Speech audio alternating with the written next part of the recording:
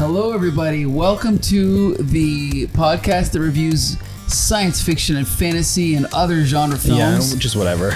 Laser Brains. This is your co-host, Mike L., and as always, I'm joined by Joshua Mervell, and today we're going to be talking about Alien. That's right. And as always, we're joined by our other co-host, Champ Ian. Sup, fellas? How's it going? Woo! It's going. Well, you know what?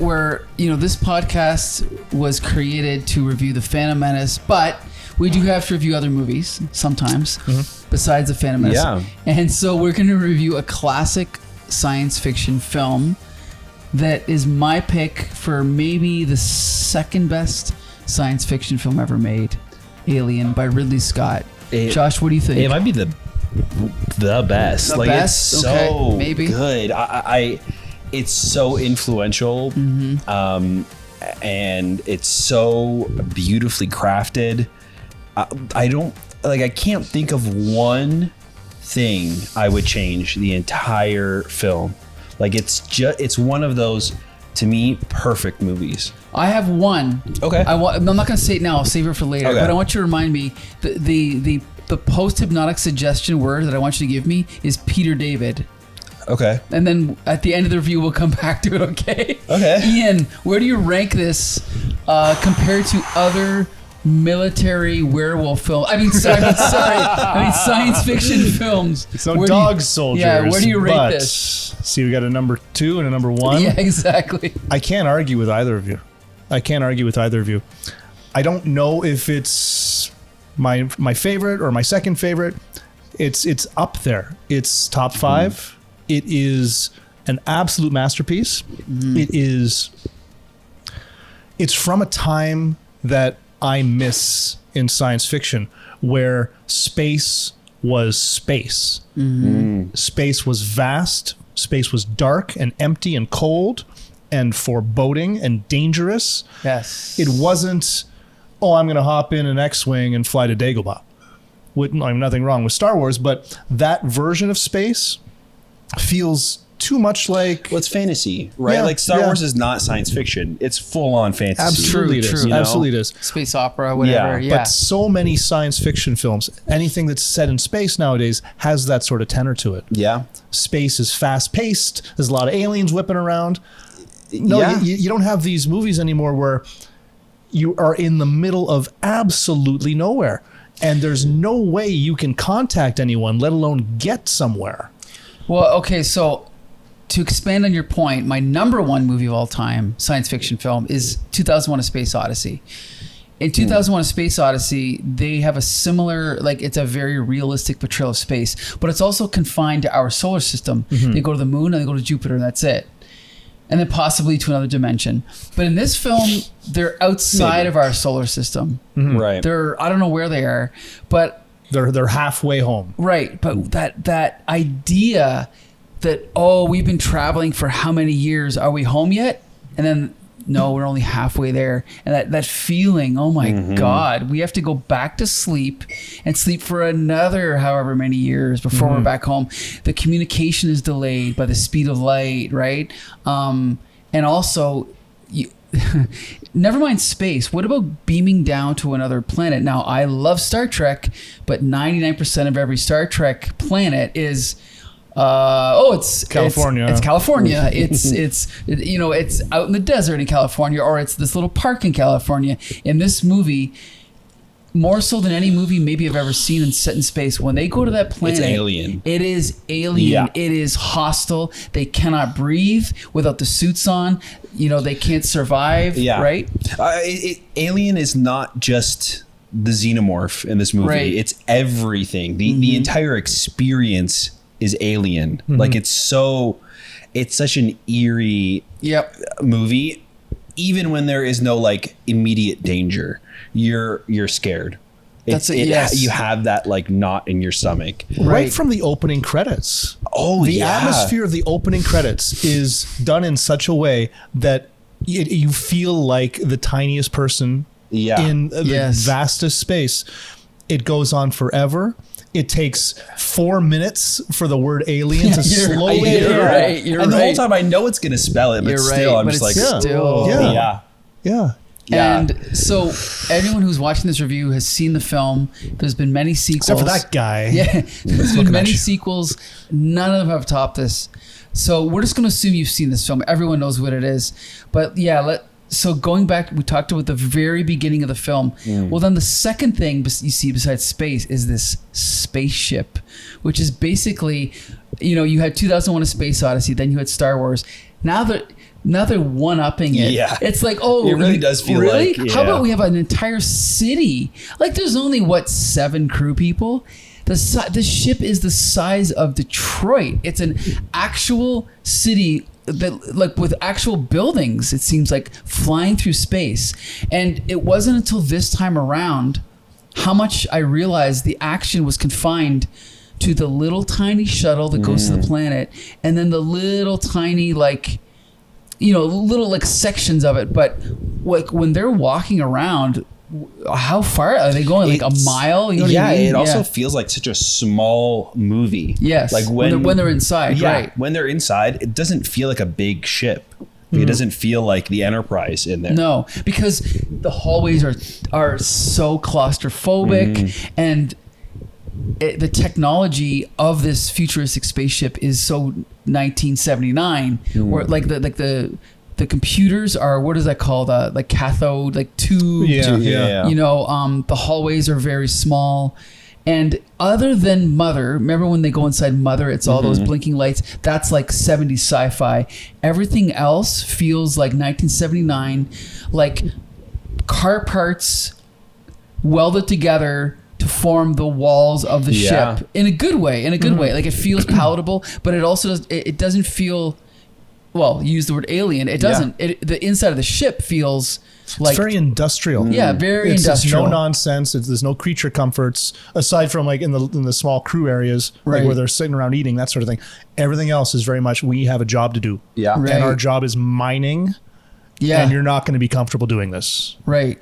And it's funny because because this movie, more so than any science fiction I'd seen before this, is very aware of that almost class system. Like, you have a captain, you have Ripley and a few others, and then you have the 2 guys at the bottom who are Parker, played by Yaphet Kotto, and I don't remember the other guy, played by Harry Dean Stanton. But they are the workers. They are the blue collar guys, and all they care about is their money, and they keep bringing it up. Yeah, well, Brett. Is it Brett? Okay. It is, yeah. How much are we going to get on this? Got to talk about the bonus situation. Yeah, the bonus situation. And it's just interesting that for us, usually when you think of science fiction, like Star Trek, there's no money in the future. But in this movie, no, it's not. They talk about it even more. They focus on it even more so than they would today. They keep talking about the company. What does the company want us to do, right? And so it's like this subtext of a criticism of capitalism, right? Oh, yeah. I mean, we can maybe touch on this a little bit more later on too, but even the themes of like sexual assault in this movie. Yes. And the fact that like this big corporation is also on the side of the alien, the assaulter, is also feels like so, like, I don't know, it sends shivers down your spine. You know what I mean? It makes like everything feel that much more helpless, because you know that even if they're able to get a message out, even if they're able to find the people that are in charge of everything, the people that are in charge of everything are who woke them up and who sent them to this planet to try and get this.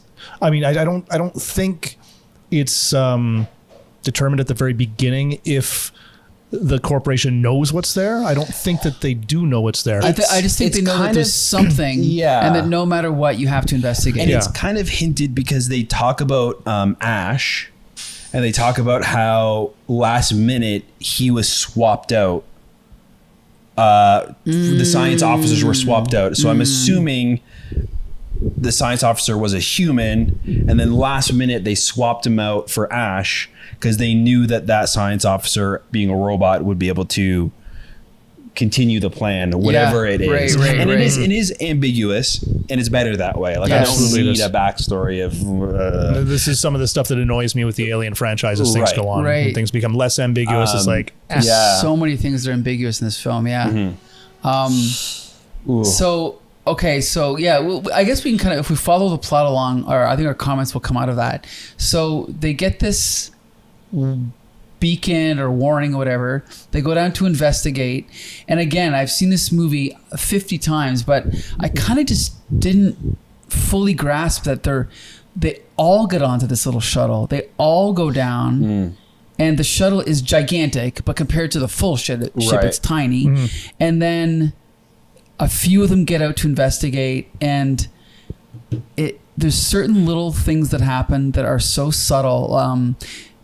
Some of them get out and go to explore, but staying on the ship is Ripley, Sigourney Weaver, Ash, played by Ian Holm, and is that it? Is it? I think it's just those two. I think it might be just. Oh no! There's a few. No, Yaphet Kotto and the other guy, Hardin Singh. Yeah. They stay on. You're right. But I love. There's so many little moments. I love when Ian Holm is looking down at them and he kind of does that little wave. I don't know if you remember that. Okay, this is what I mean about this movie. There are so many. It's almost documentary-like realism, and it's Ridley Scott has been doing movies for 40 years, but this is one of his two best movies. This one and the other one's Blade Runner. And I don't know if it's him. I don't know if it's magic, but there are so many moments in this film that are wide camera getting a long take of these people interacting, and it feels so natural. And that little moment with Ian Holm is one of them where he didn't have to do that little wave, but just the way he did it was so natural. And it just... It makes you feel like you're a fly on a wall watching these people interact with each other, and those moments keep coming up over and over again. They're human. Every single person on that ship is a human, and they're different personalities, different goals, different aspirations, and it feels so real. After they come back and they have the infamous dinner scene, that dinner scene before anything actually happens, it's like the most realistic, like friends hanging out that you've even like ever seen. It's crazy. Yes, like it feels like they just were on a break and somebody had a camera and they were filming. Like it feels they seem so relaxed. Yeah, because it's like they're getting ready to go back to bed. They're getting ready to go to sleep and go back home. They don't realize that the movie's about to start, and I can't even like think about how you would go about staging it. You know what I mean? Like, where do you even start? Like, do you just have them improv the entire thing and just do a bunch of like? I don't know. It's so that kind of makes me wonder real, because you know that the chest burster was not revealed to the majority of the cast. So were they just hanging out? Well, first, 1979, when this movie was made, even a drama, you'd have to dig deep to find a regular drama that was that realistic. Right. There might have been some, but you have Ridley Scott directing this film, one of his first films, and he has the wherewithal to stage it that way. And it's like we're saying, was it scripted? Was it just improvised? But the thing I like about the dialogue is we always feel like we're coming in the middle of a conversation. There's pieces missing. We don't know quite what they're talking about ever. It almost like adds to how scary the movie is too, because like with a drama, I'm okay with it feeling fabricated. You know what I mean? Sure. Like it's about the acting, it's about this story, and it's like amplified. Where because these actors feel like real people that we're just like dropping in on, when this thing happens, it feels scarier because you're not like in your head about the acting that's going on or like what it's setting up, and just like being dropped into the scene there is so it just adds to it, I think. You know what? I think it's almost like when you watch a Hollywood movie, it's like you know what the rules are and you know the tropes, so you can see, they're setting up this, they're foreshadowing that. But in this film, it's all out the window. Yeah, you're like, I don't know where I am and what's happening. I think because this movie, I don't know, this is up there, I think, with biggest twists in movies too with Ash.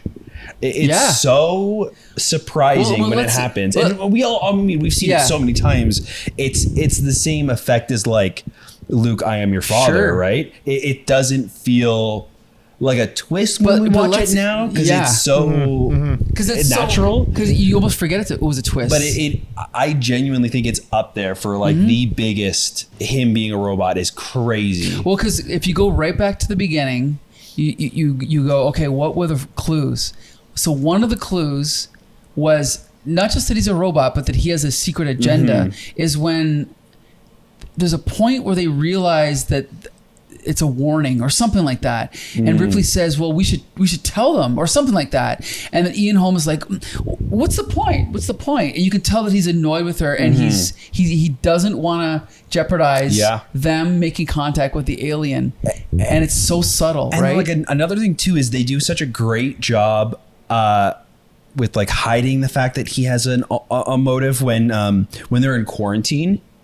And like us as an audience, we're kind of just like, the protocol, whatever. Like, why are you isolating them? And it's almost like the human thing to do is to take them out of quarantine. Great point. So it like hides the fact that he's a robot. Like it's right. That's a very good point. It hides the fact that he's a robot by doing exactly what he is supposed to do as a robot. Right. Yeah. It's so clever. That's right. Sigourney, like Ripley is the one that feels like emotionless in that scene. That's a great point. Saying like, no, isolate them. And like maybe as an audience, we're kind of agreeing because we know a little bit more than the characters do, but it doesn't feel out of place for this character to break that. You know, it's a great point. I didn't think of that.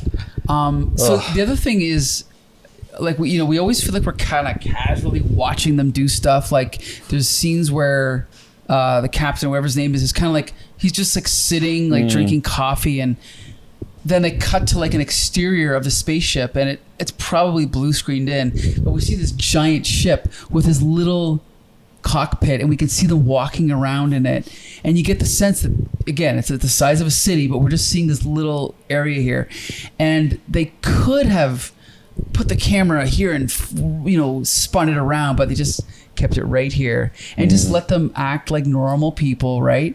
But I gotta point out that Alien and Aliens both have director's cuts, and it's very controversial in my opinion because in both cases I think the theatrical cuts are better. Interesting. Yes, because I don't know if I've seen either of the director's cut too. Yeah, because the director's cuts showed a little bit too much. And for example, in this film, the theatrical cut, the director's cut shows too much. So it's not really a director's cut. The director's cut shows these weird little things where like Ripley comes upon the bodies after they've been killed by the alien, but they're not actually dead. They're kind of like in cocoons, and then she has to kill them. And it's not a bad scene, but there's just a little bit too much extra here and there. But one of the things I wish they would have kept in was after the part you mentioned where Ripley wants them to what's that called? Not quarantine, but not be let into the ship. Yeah. There's a moment where you remember when Harry Stanton's in the thing with the face hugger. Yeah. And they're just starting to like analyze it and like experiment. You remember how it cuts to the hallway and they're all watching? Yeah. There's a moment before then when it's just Ripley and Yaphet Kotto and Harry Dean Stanton, and then Veronica Cartwright and the other one come in, and Veronica Cartwright walks up to Ripley and slaps her off the. You've seen this, right? Yeah. So that was cut out of the theatrical. What's that cut? Yeah, that's like I watched the theatrical because I watched the Disney Plus version. Oh shit! It's not in there, and I was like, "Where's that scene?" And then I realized, oh, it's because that's the director's cut. Have I only ever seen the director's cut? Then? I bet you haven't have. seen the theatrical. Yeah. When you're talking about when Ripley's got to kill the bodies, is that when? It's in that big room and she hits him with a flamethrower. Yes, that's not in the theatrical cut. Isn't that crazy? That is kind of crazy. So there's a bunch of little things like that. That doesn't really stand out to me as being something that is superfluous. I like to have shoot. It doesn't ruin the movie. It doesn't. It's kind of like you could include it, you could not include it. Yeah, but the kill me. Yeah, kill it is me. good. It's a little chilling. It is. It's a little chilling. Yeah, and it certainly illustrates the stakes. Yeah, I don't know. Now the scene with Veronica Cartwright they talked about. The reason I love it is because, again, it's so casual. You just see Veronica Cartwright walk in, slap her across the face, and then eventually she calms down, and then they just go right into that next part where they're just standing there and everything's back to normal. It's just, it's brilliant. It's so casual, like we said, right? Yeah. So this is a horror film, and it is a science fiction film. They go down to this planet. And they come across a fossilized pilot of a different race, of a third race that is gigantic. Yeah. And that whole thing is awesome. That whole thing. Oh, by the way, I have to give a shout out. So when I was first started hanging out with our friend Jolie, I had mentioned H.R. Geiger as the designer of the aliens. She studied H.R. Geiger as an artist with absolutely no knowledge of his involvement with this film. Really? So I'm surprised that she wouldn't have sort of gotten some of that through osmosis, at least. I don't know either. It's a fairly big project. Right. Of his. I don't know why either, but it was just remarkable that there's probably a whole other thing about him we don't know about because we only know him from Alien, right? But the design of this other ship that's all looks like bones and like the inside of this right here, and then going down. Oh my God. Okay. We all know Ridley Scott is known for his visual acuity, whatever you want to call it. But going down to this like field of eggs, I guess you could call them, with a light that's almost like a membrane, a light membrane. Yeah. And then going down to the membrane and then the thing popping open, the sound effect, and then seeing the translucent thing. Well, just like even leading Right? up to it, like this ship is so unsettling, and the art direction and like the designs by Geiger and just how like the choice to make them enormous. Yeah. Right. It's and even how like more off-putting. phallic It's not they even are and just spoken like of. And the fact that weirdly they sexual and they it's go just into so a vagina that they walk into to go find a bunch of eggs. Yeah. Yeah, it's so Okay, so we've said this on the show a million times. Can we agree that if those eggs were CGI, we would not be freaked out. We would not be talking about it 40 years later. If the eggs weren't CGI, if the face hugger was CGI, how like unrealistic would that be? The fact when it's on John Hurt's face and it's like breathing and you can see it's so I know. Or when they just go and touch it and it tightens around tightens. his neck. Oh. I know. Terrifying. And then after it he falls rips off, it out and you can after it falls off and they're picking away at it, it's like, because this is why it's better than CGI, because with CGI you kind of just go, that's cool. But with this movie, you look at it, you go, what is that? How did they do that? Your brain cannot figure out, because you look at it, you go, that's real. That must be a real alien, right? I kind of know what it is, but we don't even need to talk about it because we don't want to spoil the magic, right? Yeah. But it looks like a real alien. It looks like real it's meat. terrifying. Like I'm almost more scared of the face hugger than the xenomorph. It's so like it's such an invasive conceptually it's genius. Yeah. And then when he wakes up and he's like, I had a dream about suffocating or something like that. Because I've had nightmares like that about suffocating. Like, it's scary, right? Then to have the genius idea to make the alien's blood be freaking acid.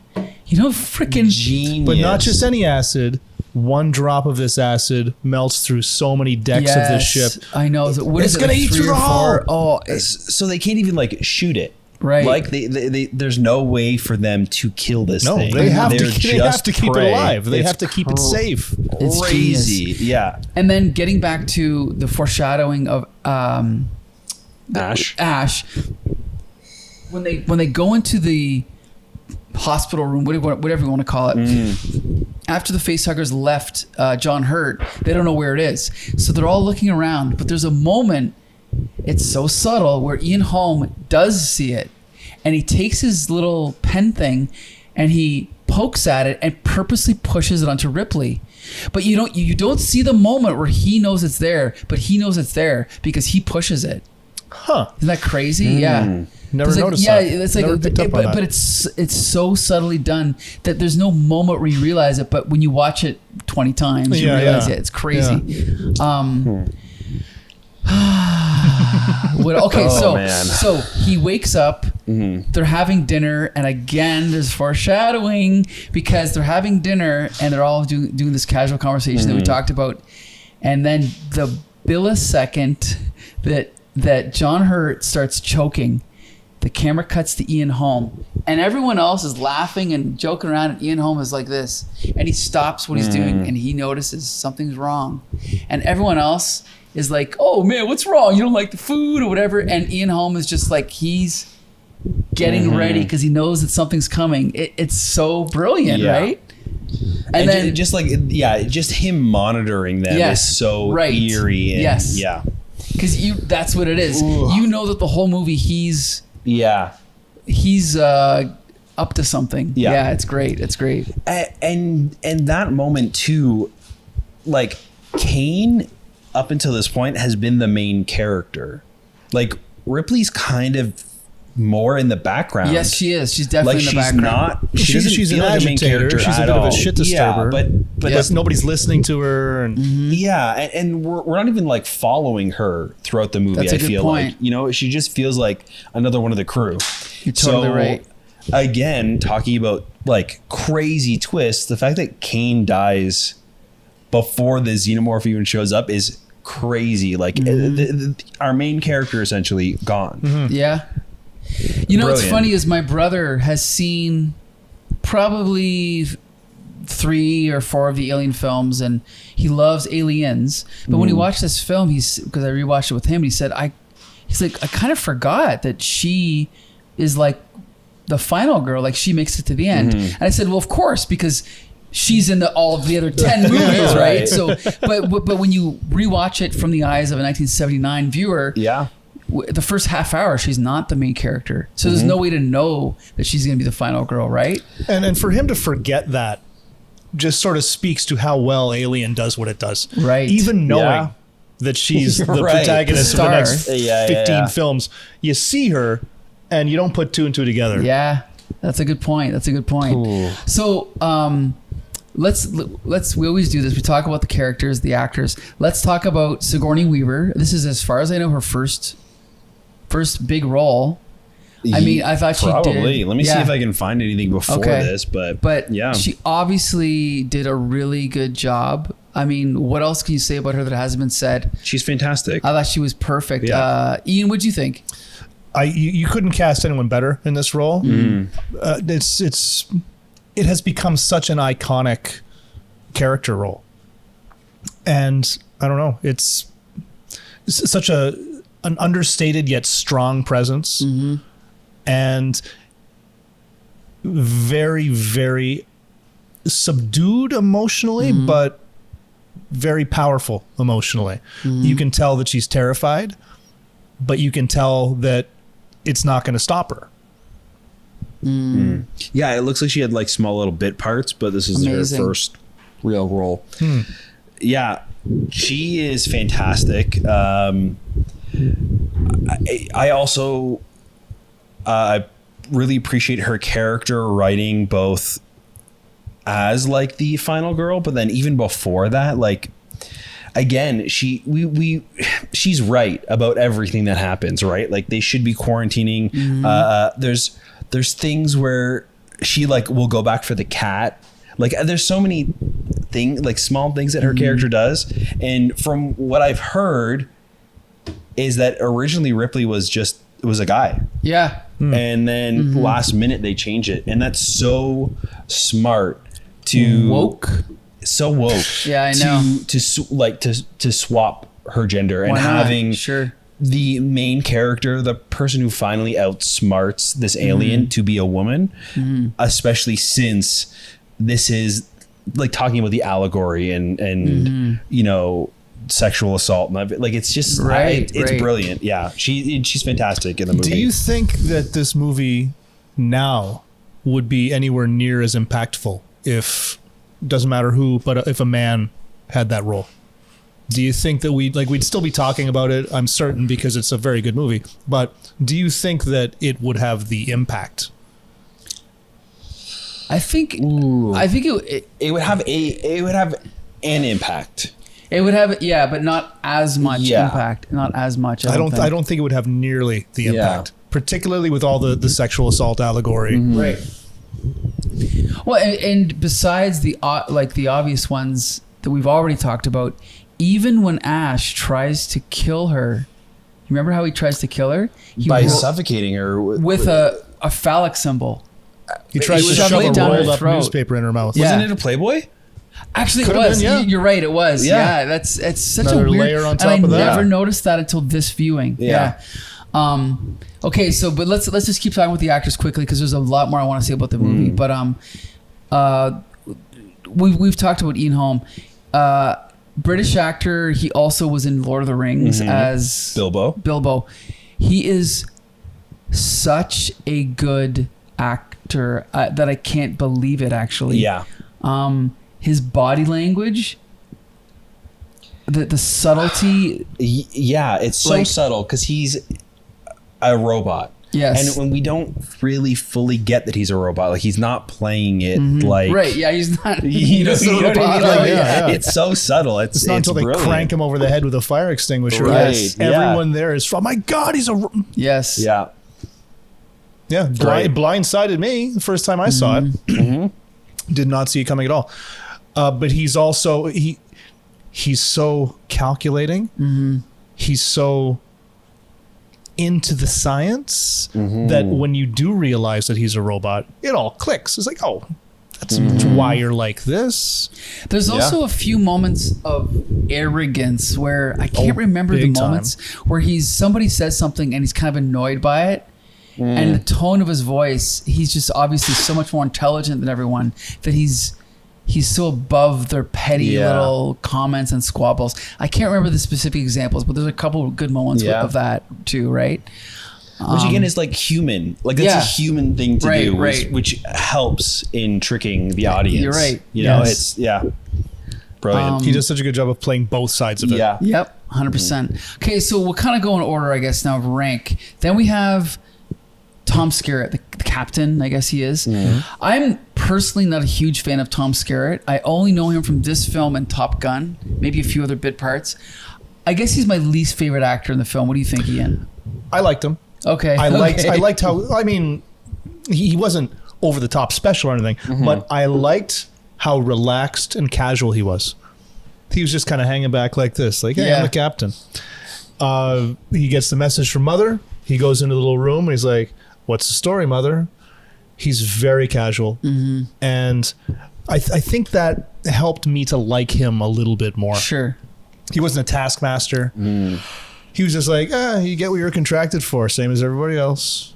Nothing's going to phase him. He's unflappable. Yeah, he's very nonchalant. He definitely plays off of Ripley. Like Ripley's the complete opposite. So yeah, I think he does a great job in the movie. Yeah, but not my favorite. Yeah, there's something about it's not my favorite. I don't know what it is. I liked his speaking voice too. Just kind of like, you know what's funny? I don't like his speaking voice. I think his voice is too breathy. That's why I've never liked him. Interesting. Yeah. Check out Top Gun. You'll see what I mean. We'll watch it here someday. Okay, then we have who would be next? Is it Yaphet Kotto? Huh? I'm going just in order of what do you got next? Lambert, which is Veronica Cartwright. Okay, I love Veronica Cartwright. She was the little girl in The Birds, Alfred Hitchcock's The Birds. Oh, really? You freaking believe that? Wow. I know. Okay. She was in this film. She was in Witches of Eastwick. She's been in a bunch of other little things, but I also met her at the Motor City Comic Con. Me and Jordan went there and met her 20 years ago, she was so nice. She was so like excited to talk to anyone who wanted to listen and tell you whatever you wanted to know about what movies she's been in. So obviously because of that, she has a special place in my heart. But in this film, I thought she was excellent. Yeah. I thought her acting was great. She was more emotional than Ripley. There's only 2 women in the movie. She was more emotional than Ripley was. And she also has a moment of kind of innocence where after Harry Dean Stanton gets killed by the alien, she's like, is it possible he's alive? And Ripley's just like, she doesn't even, I don't think she even answers him or answers her. It's just a great moment. Like, I thought she was excellent. What did you think, Ian? She's completely out of her depth. I mean, the character, not the actor. She's completely out of her depth. She has no idea what's going on. She's panicking. She's trying to hold it together. She does such a good job of it. When right before she dies, when she's like crying, you feel so bad for her, right? Because this is nobody deserves this, but like she does have that innocence to her, and it's so sad. It's so sad.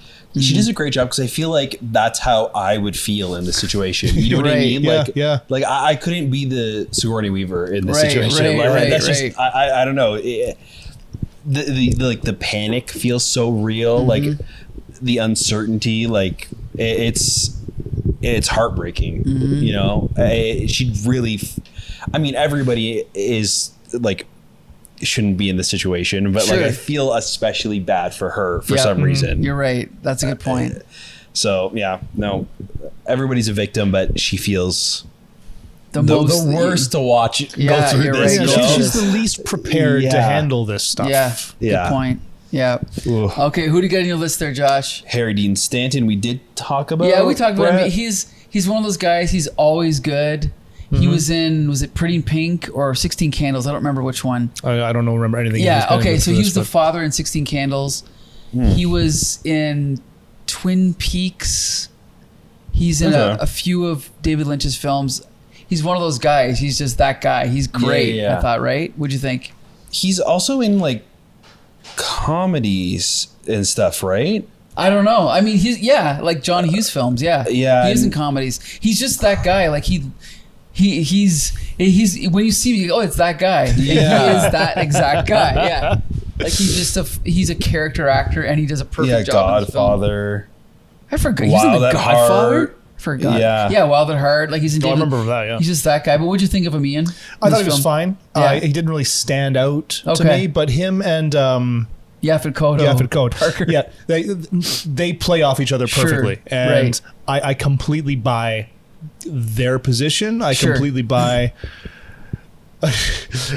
and how, like he's just like, tell him about the bonus situation. Ask him about the bonus situation. Yep. Like he didn't want to ask himself, so he asked the big black guy to help him out with that. Right? Yes. I just love their dynamic. Yeah, me too. Yeah, he's a fun character. Yeah, I mean, anything else? No. I guess it's true. It's like I love him, but you're right. He doesn't actually do that much. But a lot of the other characters, I feel like, are kind of like that. Yeah. But his death scene is one of the longest in the whole movie. He's by himself looking for the cat and looking for the cat, and then the rain coming down, and then he takes his hat off. It's oh my god! Yeah. And then there's like the chains, and the chains swinging, and then when he gets killed, it cuts to the cat's face. That is so well done. It's like chilling. Oh my god! Ugh. Yeah. Okay. I don't know what it is about him getting rained on too. Makes it twice as scary for some reason. It's like he's just enjoying himself. He forgot about what he was doing, about the danger he was in. You see this little glimmer of humanity where he's like, this feels nice. Yeah. Taking a little shower, and then next thing you know, he's eating. I know. Oh, it's great. John Hurt, we did talk about. Yeah, we talked about John Hurt. Did we? John Hurt is actually, he's a genius, I think. Great actor. He played John Merrick, the Elephant Man. He played the War Doctor on Doctor Who. Did you know that? Oh yeah. He's a great actor. Ian, what do you think? Who did he play here? Kane. Kane. The guy who... Yeah. Oh yeah. Sorry, I just couldn't see the forest for the trees for a second. Yeah. He also played the same character in Spaceballs, Yes, That's right. That's true. That's My true. God. That's true. which is brilliant. yeah, It's brilliant. Yeah, hilarious. No, he's great in this movie. He is the main character throughout the start.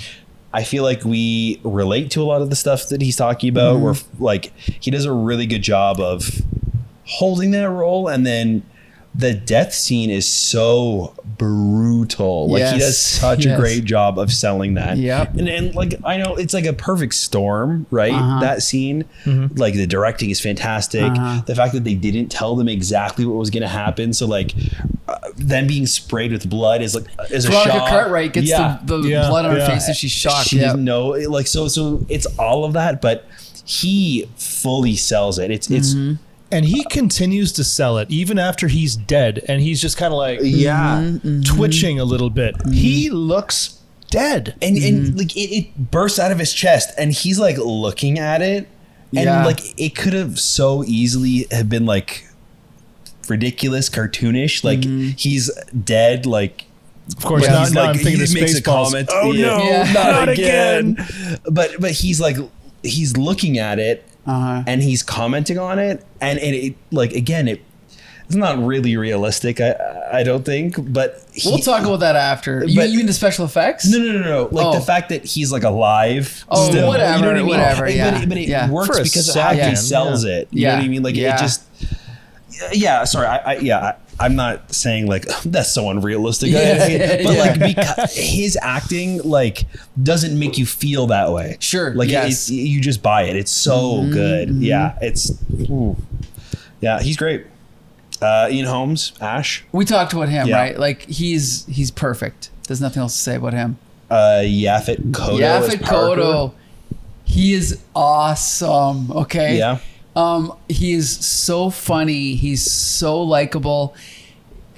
Like he just has to be on camera and you're laughing. Because I watched it with my brother, and just that he just has like a teddy bear face and a smile. And remember when he's talking to Ripley and he's like, "What? Yeah. What? What?" And then she walks away and he just turns the steam off. Like moments like that are great. And there's also a brilliant bit of directing and acting when they're trying to figure out the plan. And some of them are already dead. And they're like, I say we do this and that. And then it goes to Ripley, who's now in charge. And the camera's here and she's in focus. And Parker is way in the background. He's out of focus. And she's like, I think we should. And he starts to talk, and she's like, "Will you just shut up, Parker?" And he's like, "Wait," but he keeps mumbling, and he keeps taunting her. And then she says, "I say we do this," whatever she says, "this, that, and the other. Is that okay with you, Parker?" "As long as it means that we kill it." "Of course it means we kill it." And it's just like, that's how when arguments get that heated. It's just that little taunting, like just that poking back and forth, and it's so fucking real. It's like you said, how do you write that?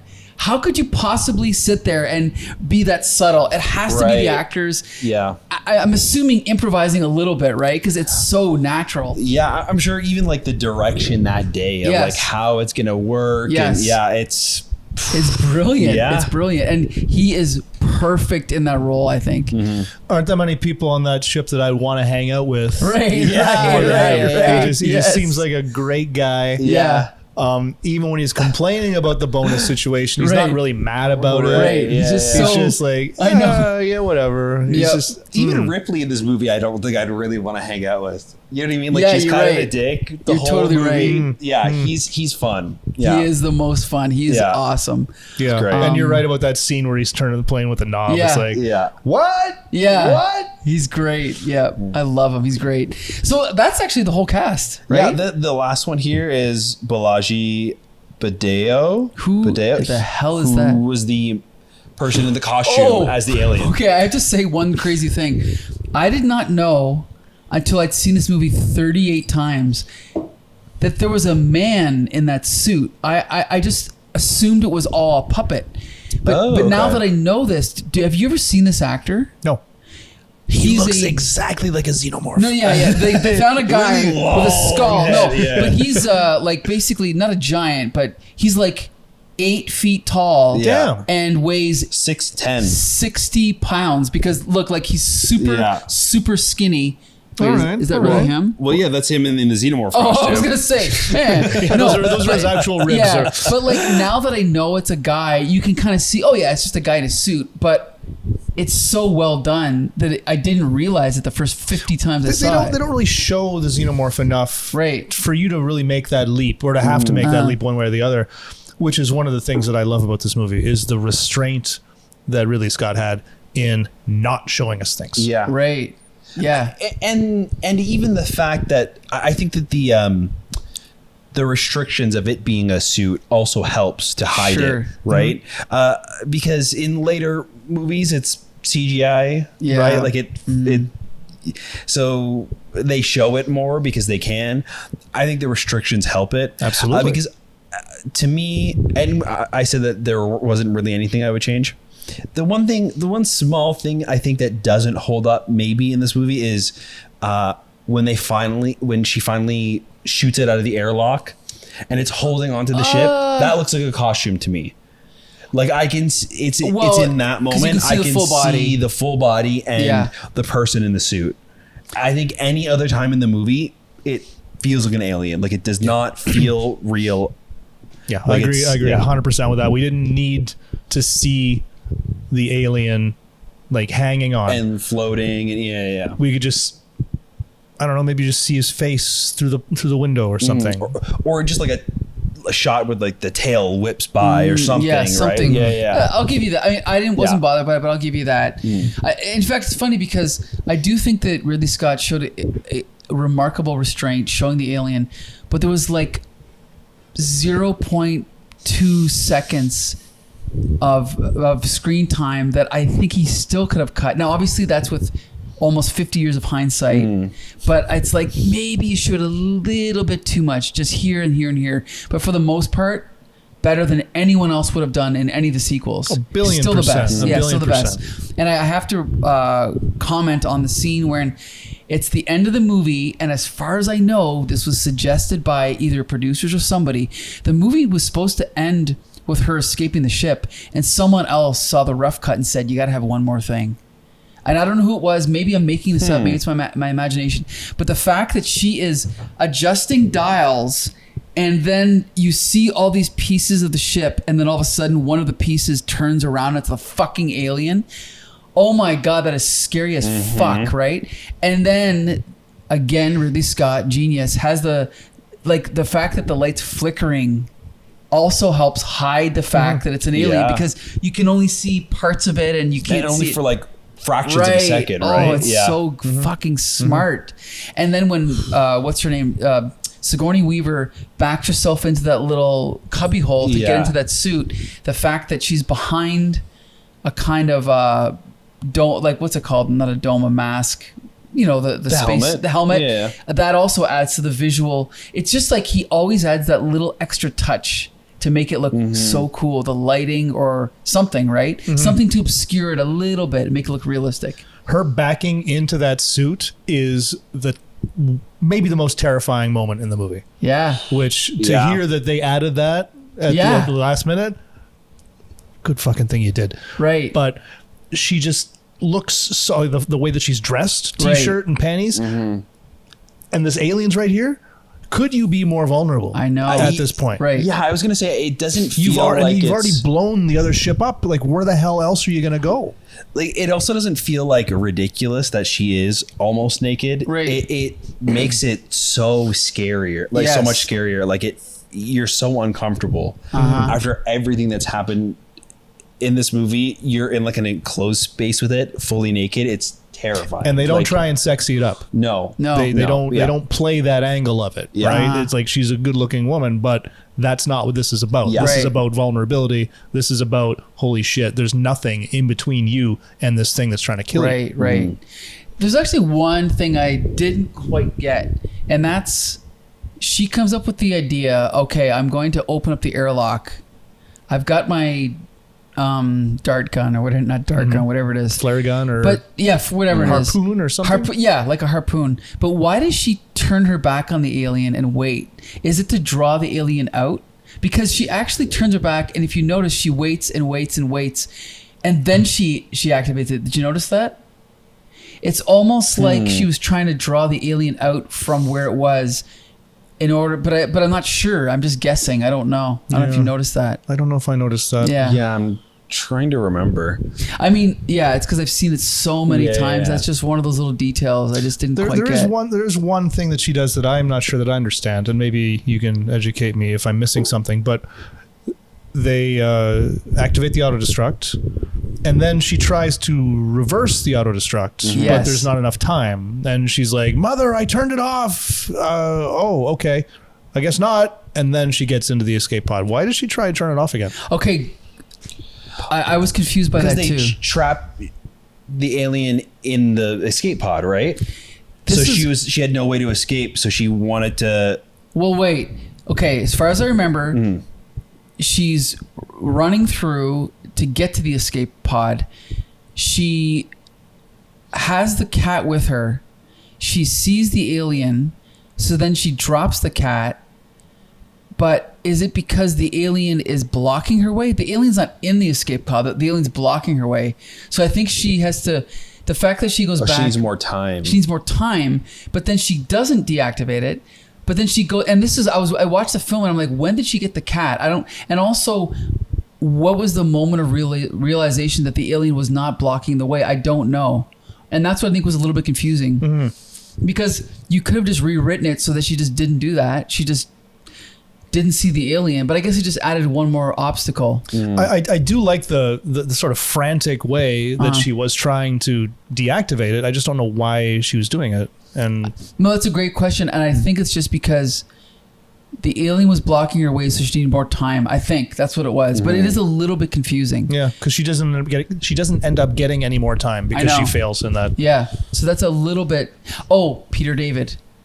Post-hypnotic suggestion. Peter David is a famous comic book writer, and he said he didn't like Alien, and the reason he gave was because he thought it was ridiculous that the auto-destruct activation was here, but the escape pod was here. And so he just thought it was forced suspense. And I'm like, dude, it's a fucking movie. Right. And I get it, but there'd be no scene that happened. You know what I mean? Like, it's a little bit Hollywood, a little bit. I'll give them that. But to watch, like, who do you think you are, Marshall Falcine? To see, take one flaw and then dismiss the whole movie because of it, I think is ridiculous. Also, who knows if in the universe of Alien, maybe they bitch about that at some point. Yeah, right? Like, who designed this thing? This point. is stupid. Good point. Yeah, right? Like things are poorly designed all the time. Happens. Okay, so we've talked about H.R. Geiger. We've talked about the ship. We've talked about the special effects. The music, Mother of God, the music is so good in this movie.